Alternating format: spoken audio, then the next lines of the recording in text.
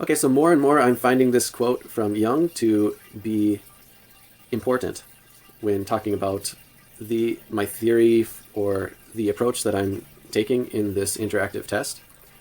So I'm just going to read it. This is from Appendix 2 at the end of Psychological Types, and it's near the end of Appendix 2. If you are using the other translation, it is actually paragraph 903, depending on which translation you're using. But at the end of Appendix 2, you can find it, whatever translation you have. So I'm just going to start reading it. Each of these types represents a different kind of one-sidedness, but one which is linked up with a complicated in a particular way by the introverted or extroverted attitude. So what happened is Jung started out in the beginning of Psychological Types he was focused on introversion and extroversion and the flow of libido. And he started comparing different introverted and extroverted types. But then later what he discovered was that they were only introverted and extroverted in a certain area, in a certain space, so to speak, according to a certain function, differentiated function. And that later led to his understanding here in Appendix 2. It was because of this, so continue reading, it was because of this complication that I had to mention these function types. So along the lines of this discovery, he started to understand that there was function types, and that there were different types of extroversion and introversion. This brings us back to the question of one-sidedness of the introverted and extroverted attitudes. This one-sidedness would lead to a complete loss of psychic balance if it were not compensated by an unconscious counterposition. Investigation of the unconscious has shown, for example, that alongside or behind the introverted's conscious attitude, there is an unconscious extroverted attitude. It's also important to know that the attitude is unconscious or conscious, not the function, the attitude. So then whatever arrives into consciousness takes the attitude of that consciousness. Anyways, more on that later. For example, alongside, there's an unconscious extroverted attitude which automatically compensates his conscious one-sidedness. And this is getting into my point for this whole video and for this whole type test. Though one can, in practice, intuit the existence of a general introverted or extroverted attitude. So that's what Jung started out doing, trying to intuit, in general, extroversion or introversion.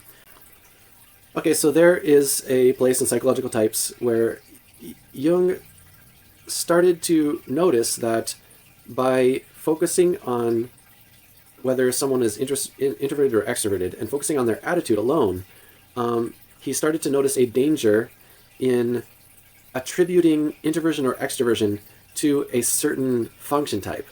So something like thinkers started to appear more introverted because they were more reflective. And so that was a danger in doing things that way. I'm not going to bring up the quote in this video. So one can in practice intuit the existence of a general introverted or extroverted attitude, but an exact scientific investigator cannot rest content with an intuition. Of course, it must be concretized to be scientific. But he must concern himself with actual material presented. Okay. We then discover that no individual is simply introverted or extroverted, but that okay, so this is really important.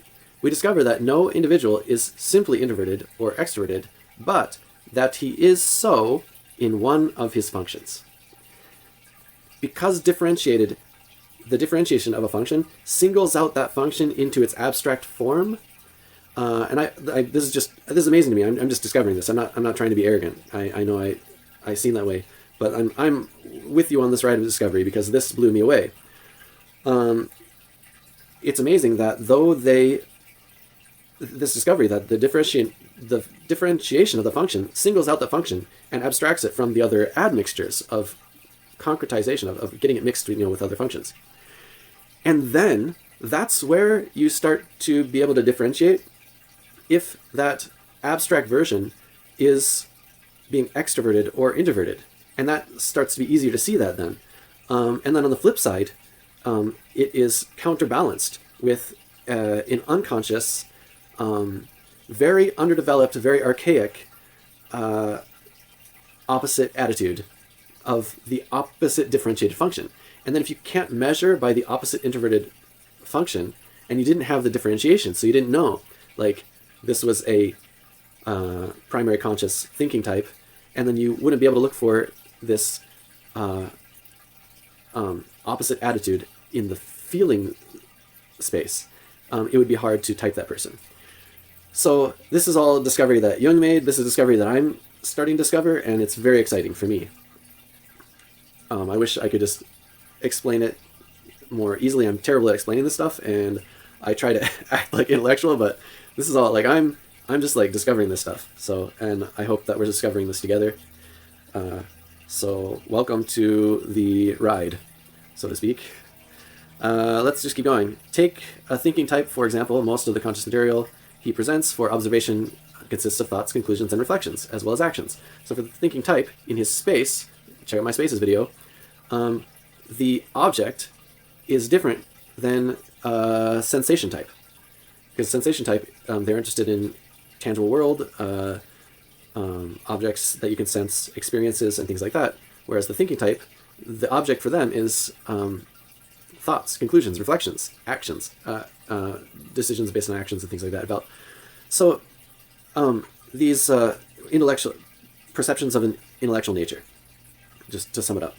And so you have to look at introversion and extroversion based on objects of an intellectual nature, and empathy into those objects or abstracting from those objects. That's what I came to discover, and we must interpret the nature of his general attitude from the peculiarity of this material. So it has to be, you have to examine the material, and the specific material of their differentiated zone. The material presented by a feeling type will be of a different kind, that is feelings and emotional content of all sorts, thoughts, reflections, and perceptions dependent on emotional premises. Only from the particular nature of his feelings shall we be able to tell which of the attitude types he belongs to. So first you have to get to if they're a feeling type or not, then you can find the attitude. That is why I mention these function types here, because in individual cases, the introverted and extroverted attitudes can never be demonstrated per se. They appear only as the particularity of the predominating conscious function. This is Appendix 2, and this is a later kind of conclusion that Jung had started to come up with. And this is a conclusion that I intuitively started to understand passively as I read psychological types. And that's what the basis of this type exercise is going to be. What some argue that this contradicts Jung, but if you understand it, if you listen and you accept my understanding, you'll see that this doesn't contradict. It's the natural outflow of Jung's discovery, and it shows, it gives more credit to Jung. It shows that he was set out to discover what was in the world. He was set out to discover something that was rooted in actual reality, and he didn't start at the theory. The theory started to come to him as he was practically working with his patients and practically starting to notice these things. So he got theories from Schiller and from other philosophers and things, and pieced it all together. Sure, they gave him hints and things, but as he started to do these exercises and comparing extroversion and introversion, it seems to me that the best explanation was right here in Appendix 2. That there was the natural outflow, was exactly what Appendix 2 describes. And so that's what I base all this on. So I'm rambling now. I just want to share